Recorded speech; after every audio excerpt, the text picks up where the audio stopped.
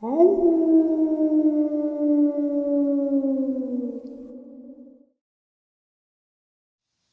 greetings and salutations, everyone. I hope everyone is still doing well. Welcome to this night-ending bonus upload, and it is a great one at that. Before we jump into it, a couple links. As many of you know, I rely on Patreon, PayPal, channel membership, and the merch to help the channel to continue to grow and go. Links to Patreon, PayPal, and channel membership is in the description below. Merch displayed directly under the video. Also, Dogman Frightening Encounters, Volume 1 through 3, the audiobook versions. They were written and researched by Tom Lyons, narrated and produced by me, Jeff Nadolny. Those audiobooks are available on Audible, Amazon, and iTunes, links to which are also in the description as well. And finally, last but definitely not least, if you'd really like to help support the channel to continue to grow and go, simply subscribe. It does not cost a cent. Click the like button, takes half a second. If you don't want to miss out on any of the informative uploads that I put out daily, click that bell icon, and folks, please leave a comment. Why? Well, because all of these things really do help the channel to continue to grow and go. And folks, they definitely matter. Now, everyone, I have taken far too much of your time. Let's jump in to this night-ending bonus upload, shall we? All right, guys. So tonight I have a special guest. Many of you know her from the comment section. I call her the godmother of the channel because she has been with us since the beginning. She has a very interesting experience that she had shared a couple years ago that occurred a while back. But since, in recent times, she's had some very strange things happening in her backyard and around her home. And not just her, but her brother has heard some things as well. So, Jane, how are you? I'm great, Jeff. How are you tonight? I am very well. I'm glad that we finally connected because I've been saying I got to get you on, and with everything in the last couple of months. Life happens, Jeff. Yep. So, I know a lot of people know you from the comment section. You're always welcoming people to the channel and just, being one of the kindest people I've ever met. Well, thank you. Well, you did it, not me. So why don't we just kind of refresh everyone with the experience that you had out in Montana, and then we can move forward as the years go by. Alrighty. Okay, so this was back in 1977, and I was married about a year, and we decided to go cross country. So we started at the upper part of the country. It's a beautiful country. We walked around. I walked around Devil's Tower, which is a very strange and odd place, I have to say. It's a very creepy kind of a feel when you're walking around it. And after that, we had, driven a bit. We got into Montana, which is beautiful. And he decides he wants to go camping. He decided he's going to take this left down this. It wasn't even a road. It was like somebody just drove over grass, and it looked like somebody did it recently. And it was probably the camper trailer that we saw that was there. But that's where we went camping, and it took like a half hour to get down in there. And it was kind of creepy. I didn't like it, but that's what he wanted to do, so we did. And we had our dogs with us. I will refer to them as the girls, my two Dobermans. They were awesome dogs. And this camp spot, just to give you an idea, it was like we were on kind of a little cliff. It was about 15 feet down to a beautiful river. You could walk around it, though. You could walk out of the camper and go down, which is what I did with the girls. And oddly enough, they wouldn't leave my side when we got them out, and I figured they'd want to run around, but they didn't. And it was kind of an open camp area, like a turnaround, like a dead-end road, with like a center of grass and some bushes and stuff. And so, we're there, we're doing our thing. I cooked dinner. we get everything all cleaned up, and we put the fire out. And we're sitting there in the camper, and the next thing you know, we see like this glow in the curtains, and we're like, what is that? And the dogs would not move. They were laying on the floor of the camper, would not move. And I looked out, and there was standing, swaying side to side, which just creeped me out even more, was Sasquatch standing next to the fire that it had revived. I don't know how he did it. We always had a bucket of water. This was so weird. We always had a bucket of water like next to our fire, and we were very good at, putting that out. Right. So this it went on, and it just stood there, and we're like waiting. And I remember I said to John, I said, wait, we should just kick out the back window of the camper and the back window of the pickup, and I can crawl through and we'll get out of here. And he didn't want to do that because I was not getting out of the camper. Right. And I looked at the girls, and I felt so bad. They had urinated where they lay. The poor things were terrified. And so I put towels and stuff under them and cleaned them up. And this thing just like stayed there, like swaying side to side. And that's all it did. Was the fire, did it like, because I've heard this before, and I've always wanted to ask, because I just envisioned, like when you said the glow, like it rekindled the embers. And sorry about that. That's okay.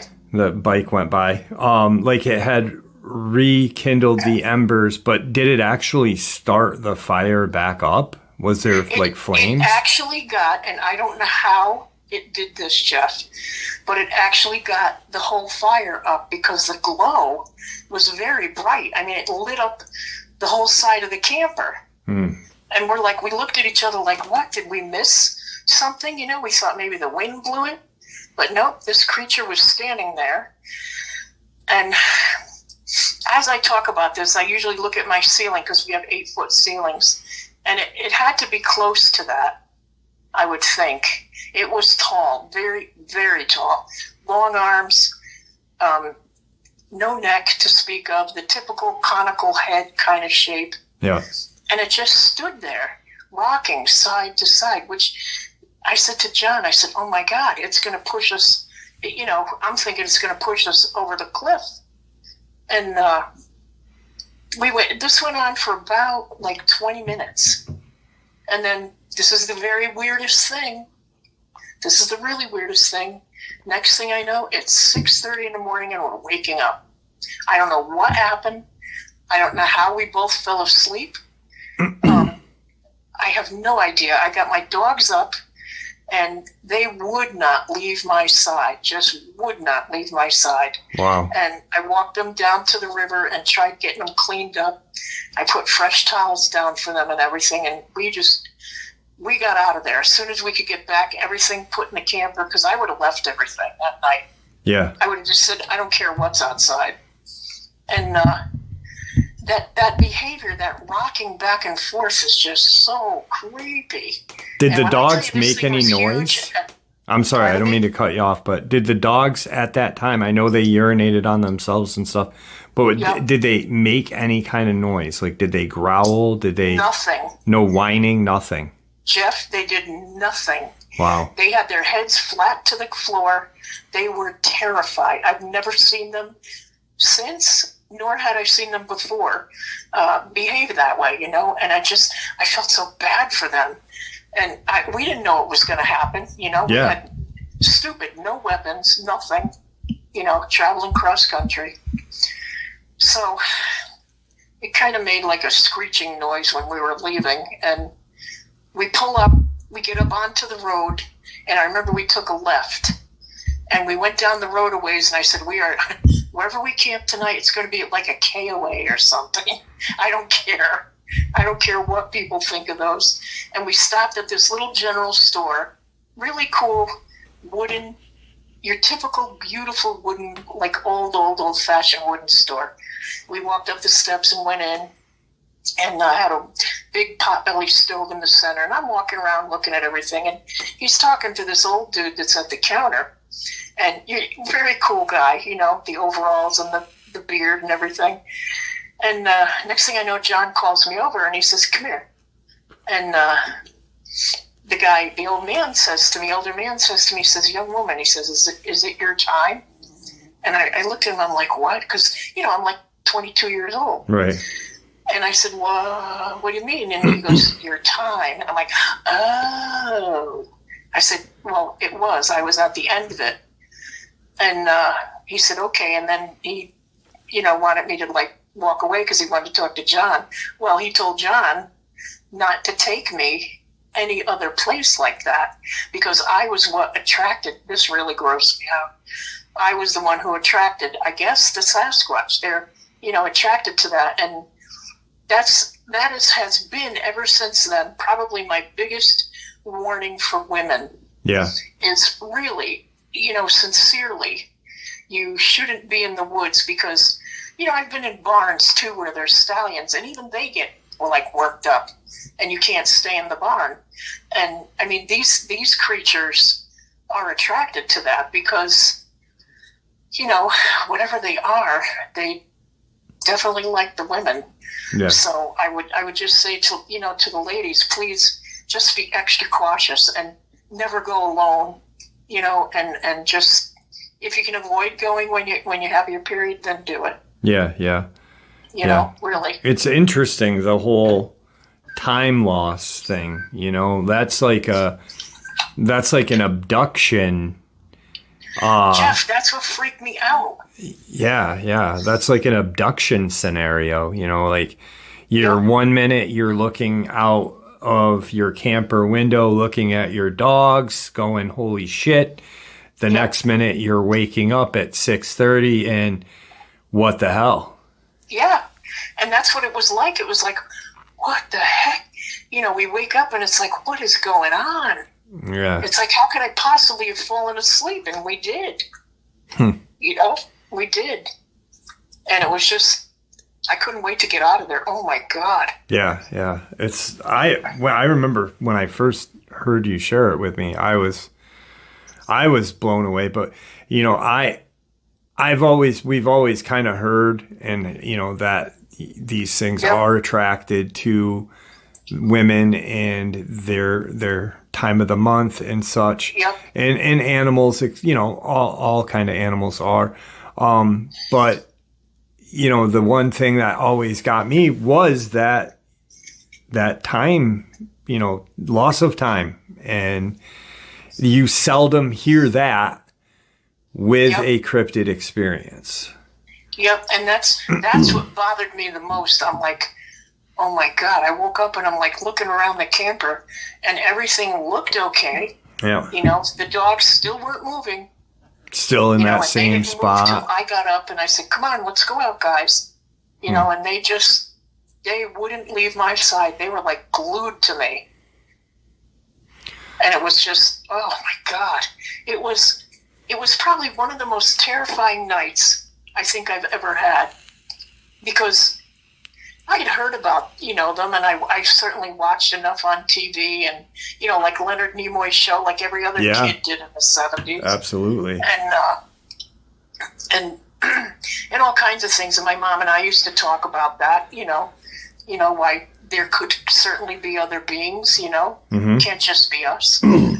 But to actually see them and see how huge this thing was, I mean, a man couldn't work out enough to get this huge. The thing was just massive. Yeah. Big tree trunk legs. Oh my God. Absolutely terrifying. Just terrifying. Yep. And, you know, you could speculate a lot once. I hate to go back to the time loss thing, but that's the one thing that gets me with this experience, you know. I'm sure people are like, you know, obviously other people are going to say, you know, whoa, it was attracted to the scent of a woman and this and that. But the time loss, like, how people could speculate, maybe it hit you guys with infrasound, this and that. But there could be so many different scenarios of what caused it, you know. It's and for you not to know anything that's, like you said, the scariest part. You don't know what transpired from whenever time this occurred to 6:30 in the morning. Yep. And I think it was around, I don't know if it was 9:30 or 10 o'clock at night. So there's a lot of time. Yeah, I mean, there's a lot of time, Jeff. Yeah. You know, when I think about it, I'm like, oh my God. You know, what was it doing? Yeah. You know, like what was it doing around the camper and everything? And I'm thinking, oh. And those girls, man, I'll tell you, they would protect us no matter what, right? They'd saw a couple of bear and like that, and they'd bark at them. I'm like, you two have to back down. Yeah. Well, Dobermans are really known as good protecting dogs, you know. And they're very loving. They were such good dogs. I just felt so bad for them because they were shaking and just, and then when they urinated, I thought, oh, you poor things. They're so scared, you know? Yeah. Like, we're not freaked out enough. We know what we're looking at. Yep. These poor animals have, I mean, you guys know what you're looking at, but they obviously could sense it and knew that there was an apex out there. And yeah, that's just. It kind of reminded me of like a baby deer. You know how they flatten out? Yep. On the floor. That's what they were like. Wow. And they were big Dobermans. I mean, but they just weren't having any of it. Ugh, incredible. It was awful. Incredible. Yeah, that's one for the books right there.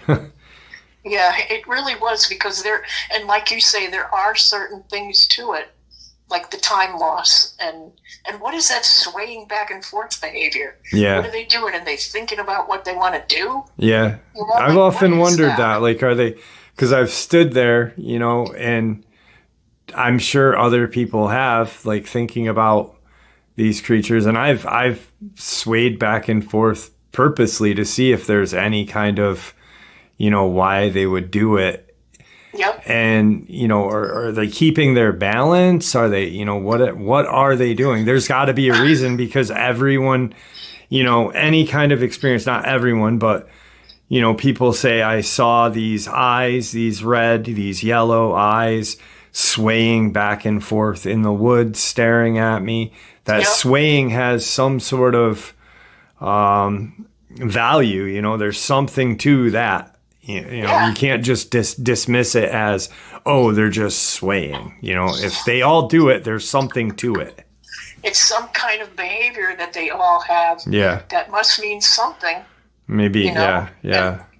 But we didn't see the red eyes. There was no smell. Mm-hmm. I don't know. It was just a very terrifying. It really was. It was horrific.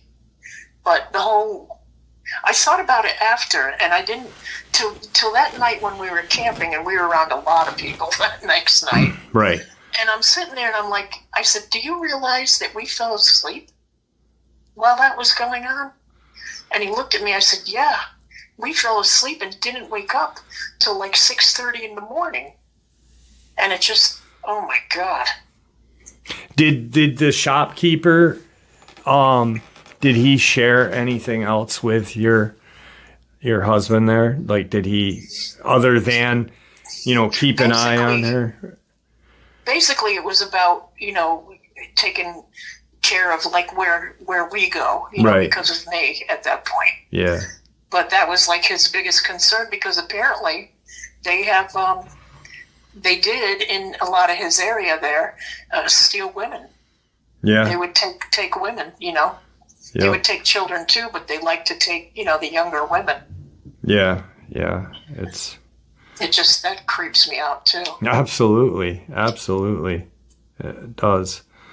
Well, that one, like I said, is one for the books, because there's just so, you know, it is terrifying in a psychological way. It's not like this thing came up to your window and bared its teeth.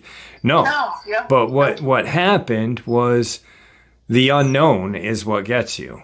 And it's, you know, these are the experiences that I like, because you can really, you know, think about it and learn stuff from that, you know, so, crazy. So after that, what what was your next kind of cryptid experience? Well, there's been a lot of stuff throughout the years. I mean, when I was living in New Milford, Connecticut, Mm-hmm. it was 3 acres there, and we backed up to a park. It was huge area there, across the street from a beautiful river, always by water. I have always lived by water, which probably says something in and of itself. And I can remember there were nights. Now, back then, that was in 95. I had 3 Rottweilers and a Doberman, and they were all over 100 pounds each, so it was a lot of dog. Yeah. And there were many nights, because a lot of times I was there alone, that they would not go out the door. I would open the door, and the smell that would hit you, it was just like dead animal, crap. I mean, it was awful. And those dogs would, I remember my big Bo, mostly, the big guy, one of the bigger guys, he'd stand there and put his head out and look at me. I'm like, go ahead, guys, come on, let's go out. And they're like, no, did not want to go out. And I know it was out there, not that the one in Montana smelled, but I knew something was out there more than bear. Yeah. Because we had bear up there too, but this was more than that. And there was numerous times they would not go outside.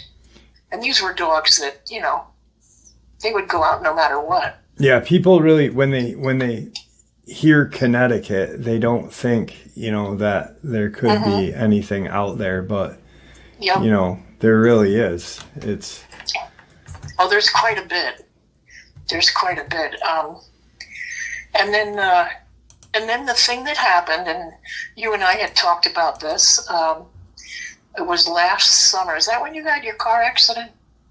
Back in 20...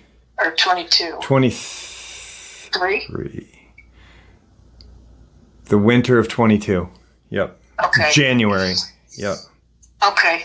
Because, so here I am, I'm sitting here at night. It was about 1:30 in the morning, because a lot of times I can't sleep. And I'm sitting in my living room, and I'm facing my front door. I was watching TV, and we have a big, I think that's called a bay window, big open bow window. And then behind me is another window, so it's a lot of windows. And I see across the street my neighbor's outside light comes on. And I go, I said, I wonder what's running around in the yard. Usually it's deer, and I've seen coyote and all kinds of stuff running around out there. Well, not this night. Her light, like just beyond the perimeter, this being stepped out, and all I saw were these 2 huge legs and feet, just huge. And it didn't step all the way into the light. And it's like it knew what it was doing. And this is what perplexes me. I know this is not like a big deal thing for a lot of people, but I want to know why it did this. And it just like shook its legs a little bit, didn't move its feet, and then stepped back. And literally that's it. But I'm like, what the hell was that? Yeah. Like just shook its leg. Why would it do that? Yeah. I remember when you first told me about it, and all I could think was like a Bigfoot or Dogman burlesque dancer with its legs. Like it's just such an odd thing for it to do. And yet it did it. It's just another weird thing that you can't explain. I know it. And my brother has heard a couple of times at about, I don't know, later in the evening, much later, running on our roof. One of them, something running bipedal, just running back and forth. These things think nothing of doing this kind of thing. Yeah. And it's like, it really irritates me. Like, well, even the lady across the street, I go over to visit her because she's just awesome. And I said, how you doing? I said, are you feeling better about being here? Because her husband had passed away a while ago. She says, yeah. She goes, but every now and then it sounds like something is slapping my house. And I said, what? And she said, it's slapping my, and I didn't say anything to her because I thought, I am not going to just freak her out. Right. Even more. But I don't know what to do because it's obviously screwing with her. It throws pebbles at the windows. I mean, it's screwing with her, and it's what it does around here, apparently. It's messed with me when I've been out in the front yard imitating owls. It just recently did one. I thought there was 5 different barred owls out there. And then I realized that one of them was not an owl, possibly 2, because of the way they sounded. It's like, there was like 3 that sounded like the owl, but then there was 2 that were like, yeah. They sounded a little bit off, Yep. And I'm standing out there, and my nephew and his buddy were standing out front, and they're like, they were afraid to move. They were like literally frozen by the car. I said, guys, come on, come in. Yeah. And they're standing there. I said, come on. And it's like they were calling to each other, Jeff. I had a guy that I had talked to, Magnolia, Indiana, or I don't remember the state. I'll have to remember it. But he never came on and shared. He just shared it with me. But he called them, he called them owl men when I first started talking to him. And in my head, I go, wait, like Mothman? Do they fly? What are you seeing? And he's like, no. Yeah. He goes, they're Bigfoot or a Dogman. I don't know what it is, but they're freaking huge. And they use this owl-like sound to communicate with each other when they're hunting in the woods at night. And I'm like, damn. I'm like, that is very interesting. Yep. And I think that's what I guess these were doing. Yeah. I don't know. And you can tell that it's not an owl. Like on that day that I went up to where Mezek disappeared and during the eclipse day, and I blew the shofar, and there was that noise that it didn't sound like an owl. I've listened to that sound a million times. I've played it for different people. Yep. It sounds almost like a laugh with like this weird kind of sound, and it just keeps going further and further away from me. And I don't know what, I think that was a Bigfoot out there that day. But they have that way of communicating with each other. Maybe it was like they knew you guys were out there and they were just trying to. Well, I was standing out there with little Frankie, and I'm like, what is going on? Because this sounded really close. And I saw the guys pull up, and they got out of the car. Now, Pete's a hunter. And he's standing there. I'm like, guys, come on. They're like, we don't want to move. I said, get in the house. I said, come on. And then I guess Anthony had to leave, but Pete came running. He came in the house again. And I'm like, Pete, what was that? I said, that can't just be owls. Because I went and looked up owl, the barred owls, to hear how they sound. And it was like that. Like a couple of them were, but not totally. So it's just very, strange. I mean, we've had a lot of, we've had trees and stuff that have been twisted and that are not within any proximity of each other. Mm-hmm. Like you could think, okay, it's a microburst, but it's not. And they're facing at our house. And that, I'm told, is a way to, like, mark an area. So wait, the way the trees are bending are bent towards, like, pointing towards your home, kind of. Exactly. Okay. Yep. Yep. And I got just a quick question. The night that your brother had, or the nights that your brother had heard something on the roof, can you explain or go, like, he just, like, was sitting in the living room and heard just running? Did he hear any kind of clicks? Like, nope. He said he was sitting in the living room and he just heard something like ba-boom. And then he said he knew it was bipedal. He could tell by the way it sounded. Right. And it was just running back and forth on the roof. Are there trees around your house for something to get up there? Yeah. Oh, yeah. I'm sure. I bet you that it went up the big pine tree here in the back. We have a huge pine tree. Okay. guarantee it went up that way. I think. I don't know. I mean, I'm talking like I know, but I don't. Right. I mean, I don't know. I think a lot of times they just mess with us just because they can. Yeah. You know? And I mean, the light outside, even if it's not windy out, some nights is just on and off and on and off. So I have a couple of other things. That's right now anyway, my Sasquatch stuff. I had some other things. I had a couple of glitches happen. Okay. Now this was weird. Okay, this was last year, 2023, Easter. So here it is, it's Easter the next day, it's Monday, Easter Monday. And I get up and I look across the street and I'm like, wow, she took all of her decorations down already, right? And I said to David, and David was sitting right across the room. I said, Dave, look, she pulled everything down already. She's ready to clean up, right? And all day long, that's how the house looked, everything, even all her posts on her fence and everything, all the little eggs were down. So the next morning I get up, and there it all is. Every decoration is back. And I looked at Dave, and Dave looked at me, and we're like, I said, what do you think? And I don't even know what to think. Because I know that we were up that Monday, and we were looking at it, and every time I went outside, I laughed to myself.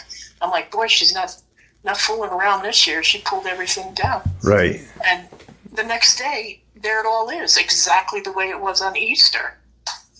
So I guess that's a glitch. I don't know. Yeah, I mean, I'm calling it that.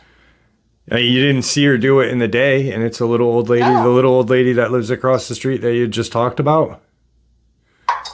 Yes. So, I mean, I doubt hearing something slapping on her wall of her home that she's going to be out at like 11 p.m. putting Easter decorations back up, So, yeah. I mean, in my eyes, they would constitute as a glitch, but I'm not an expert. But, yeah, I mean, that's shit. what I'm calling it, Yeah. because I took a double take. I'm like, what? Yeah, and, that's strange. She just, that property, it actually is an Indian, there was burial grounds around there somewhere. Okay. And I looked at her and I said, what? And she said, yeah, we went to the town hall. I guess they went and got a map and looked it up. So I'm like, oh boy. So well, that would mean it's across the street from you, so your area would more than likely be affected as well. Targeted, right? Yeah. Ugh. Yeah, that's crazy. That glitch is crazy. That's interesting, like Easter Sunday, the Monday after, you're like, oh, wow, she got all her shit down quick, didn't she? Yeah, and I mean, I was up at like 8:30. She never is doing that. Yeah. Like, she always leaves it up for like a week. Wow. And she did after that. And I'm like, and I said to Dave, are we mental? Really? He goes, nope. 70s flashback? Yep. Smoked too much weed back in the day. What happened? I don't That's know. crazy. Yeah. That is interesting. And I've had that kind of thing happen when I go to the grocery store. I'll see the exact same person, have the exact same conversation, and I'm standing there like, I don't know, it's very odd. Yeah. Very odd. There's been a few times when, like knowing when the phone is going to ring, that's been happening. And I don't know, I would imagine a lot of your other subscribers, a lot of the other dog fam, is feeling a lot of, I don't know if it's pressure, like something's coming, like you can feel something's coming, but you can't figure out what it is. Like an energy? I mean? Yeah, like you feel, it's almost like, I don't feel confused, but I feel like there's a pressure, Mm-hmm. Like something's changing in a very big way. And I guess I think it actually is, but... yeah. Well, I don't mean to bring it up, but we had a quick conversation and you brought it up. So I guess it is, in law terms on you. No, but you had said that you've been having these feelings more and more, and not like an ESP, but like, and a lot of people have these kind of feelings where you can anticipate, not in anticipation, but you feel like, oh shit, the phone's going to ring. Oh wait, what, this is going to happen. Exactly. And I know for a fact that a lot of people on the channel, a lot of subscribers have, said like, I have these strong feelings. And you had made a comment about stopping drinking tap water and other things, and filtering your water, taking certain chemicals that the government are putting into things that we take for granted on a daily basis, like fluoride in our drinking water. Because we all have these abilities. We all do. Yeah. As human beings, but we are so like overloaded with the aluminum and what is it? Aluminum, the boron, and fluoride especially. Yeah. And I mean, we have a whole filter on there, and I could tell that everything is changing in myself even, because I know when things are going to happen before they do. I just do. And I said, oh, this is like when I was a young kid. And I mean, I remember when I was working at the animal hospital, and I think I told you this. And I had a dream the night before that the hospital was on fire. I was 19 when this happened. And I got there, and the firemen couldn't put it out. They couldn't use water. And that's all I remember about the dream. And I pulled into the hospital, I looked at it, and it was blazing in fire. And I'm like, oh my God. And I looked back, and there was nothing. So I said, okay. So I go in, we're working. We get all of our stuff done for the day. And I asked one of the guys, my boss, I said, Larry, I said, what's the wiring like in this building? Because it was the old part of the kennel at that point. And he goes, I don't know why. He says, I think it's okay. I'm like, oh, all right. I said, I just had a weird dream. And he looked at me, and we both laughed, and I went on my lunch break. We all did it. We had like a 2-hour thing in the day because we were there from like 7 a.m. till 6 p.m. a lot of times. Okay. We get back, and there was fire trucks there, and we could see smoke, and I'm like, oh my God. And I got in, and they were using fire extinguishers to put out a fire within the wall. Something had burned out and started a fire, I guess. And Larry says to me, the next time you have one of those dreams, tell me ahead of time, would you? And I'm like, oh, this is just how it's always been. Yeah. One of the more not fun things is, and I've always hated this, the ability to like know when people were going to pass away. And it would usually happen in about 6 months or so. And I've never really talked about this, to be honest, because I hated it. But I just thought, people are going to think you're full of crap. But I would keep it to myself. And, I'd be crying or something and upset to myself. And usually if I looked at somebody and their face would be black, like blacked out, like in a picture. Yep. They would be gone within 6 months. And, oh my God, I hated that. And I'm sure there's a lot of other people like me, Yeah. People are just afraid to talk about like all the stuff that happens. Yeah, absolutely. Absolutely. Because of the judgment. Yeah, exactly. And, the negative stereotypes that we, Yep.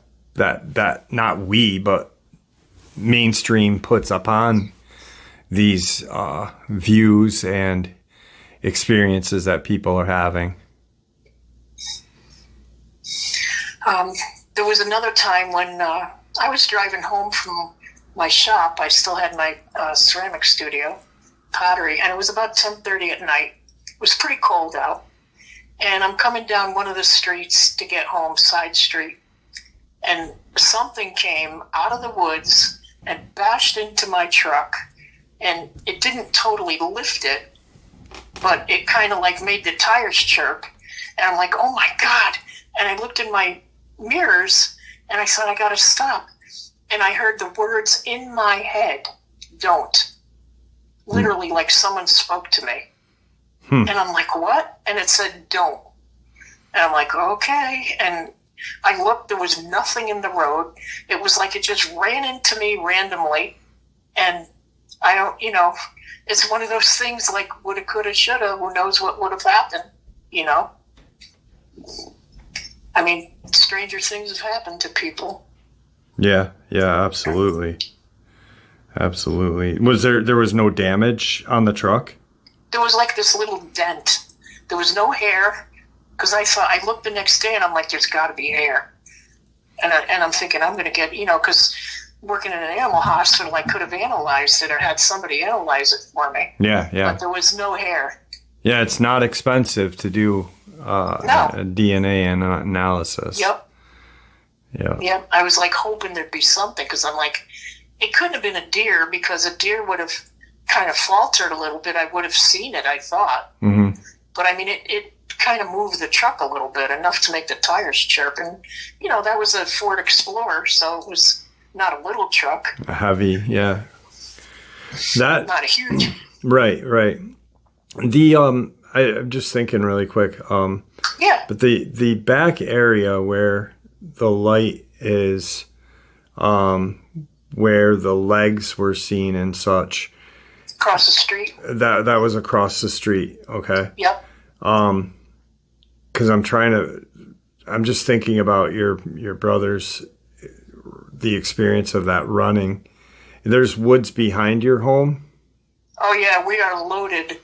Like, we have swamp, a river, and a brook. I mean, we have it all. Like, yeah. If people are saying there's like the perfect set, that this is it. Because we have all woods and fields and farm on one side. We have one neighbor next to us, and then across the street, there's like a few people, but we're spaced pretty far apart because our road was originally a cow path. So, the farmer that owned the land sold it to, or gave it to his daughters. So everything's spaced pretty far apart. Mm-hmm. And,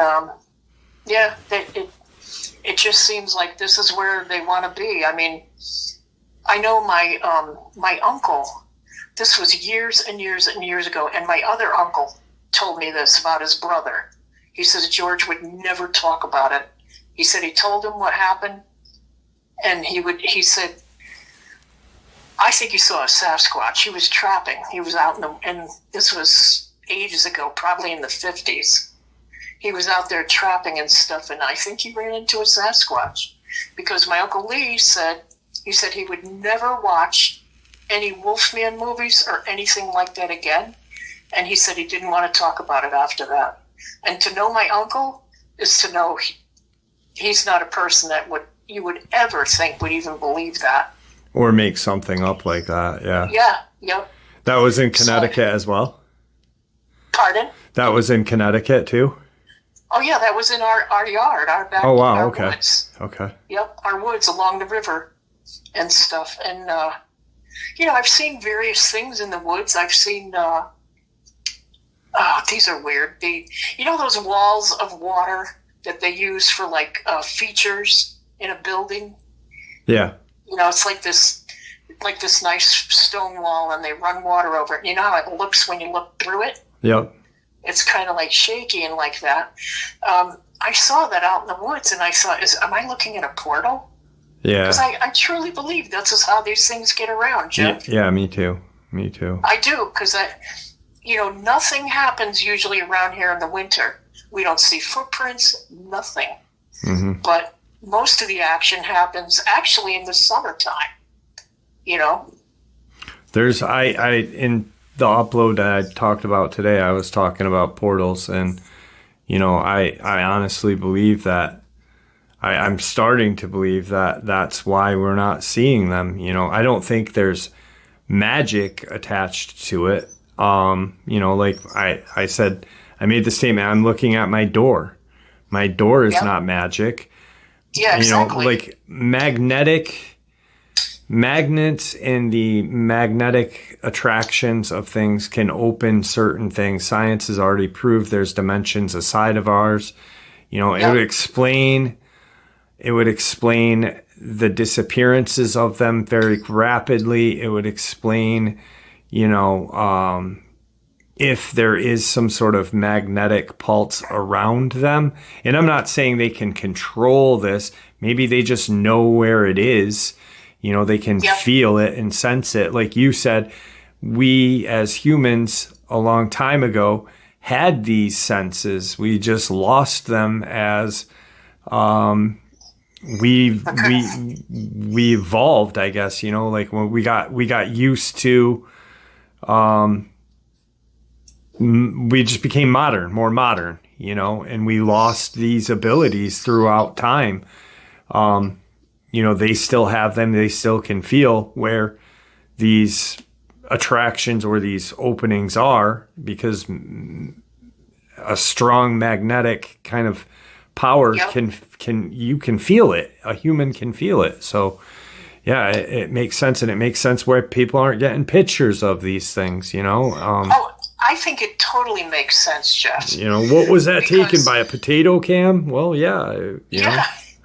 I mean, everybody's using things that are like, they run on, all the new stuff is like run on, what is it, like Wi-Fi or whatever it is, the phones and all that. Well, what if you just took an old, like an XG1 like I have? Yeah. I would think it would take a better picture because it's kind of mechanical, really, There's not all that computerized whatever in it. Yeah. And I think, I think it disrupts them. Yeah. I think that's what's up with the trail cams, too. Oh, and I was going to say, when people follow tracks, right? They're following tracks and all of a sudden they end. Yep. Well, there's your portal, I think. Yeah. Right? Absolutely. There's a guy that I had talked to in Michigan, I believe. He's got a farm, an old farm. He's got a workshop in the barn, and he saw these creatures come out of a portal. It was a snowy day. Come out of a portal at night, snowy night. So there was snow on the ground, and it came out of the portal, and then he watched it go like 100 feet, and then the tracks ended, and it went through one of these portals. Yep. The guy is real old and wanted me to come out there to do an interview with him, but I mean, I couldn't, unfortunately. That's how he wanted to do the interview, but he wouldn't. But just the way he was explaining everything it made perfect sense, because he's like, I got these tracks and then they end, and he's like, I couldn't figure out where the hell they were coming from until one night I was out in the barn, and he's got a wood shop or something. And he's working on, no, he was actually a blacksmith, I believe, and he was working on something. And he just got a feeling to look out the back barn window and saw this, he didn't see an opening. He didn't see this, spectacular glowing orb with it come out. He just said it came out of nowhere and then walked 100 feet and then just disappeared. I think a lot of this stuff is just part of our natural world, and we're only now beginning to, I don't know if notice it or understand it or even see it.